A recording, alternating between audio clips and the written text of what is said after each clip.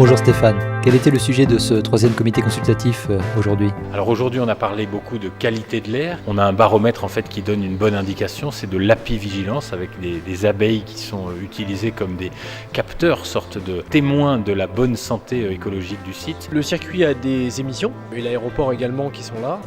Et ces émissions de polluants qui sont notamment des résidus de combustion, donc des HAP, on est là pour vérifier qu'ils ne s'accumulent pas dans l'environnement, ils ne se bioaccumulent pas notamment dans les abeilles. Et ça nous a permis de conclure que, compte tenu du contexte pédoclimatique local, donc de l'environnement qui est plutôt sain ici, qui n'a pas d'historique particulier de pollution, les émissions qui sont émises ne vont pas influer l'état de santé des abeilles, donc c'est plutôt un environnement qui est très favorable. Le circuit n'a donc pas un impact significatif sur son environnement ? Au travers des mesures qu'on a fait, donc 3 mesures par an et des abeilles et des indicateurs que l'on a, le circuit a peu ou pas d'impact sur l'environnement, clairement.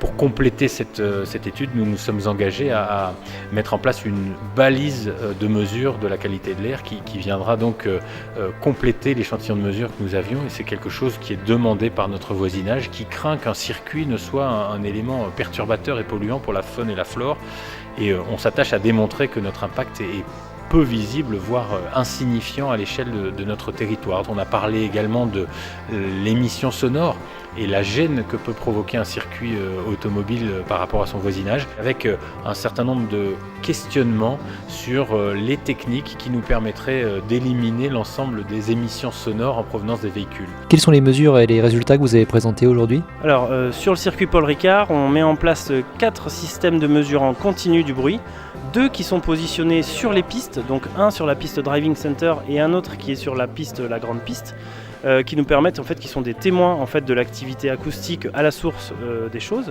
Et on a 2 points qui sont côté en zone riveraine, je vais dire, et qui permettent de traduire et d'évaluer un petit peu les impacts de l'activité de la piste sur des zones riveraines.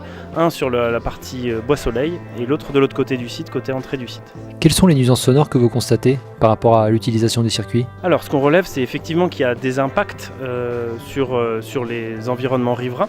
Il n'y a pas de contestation là-dessus.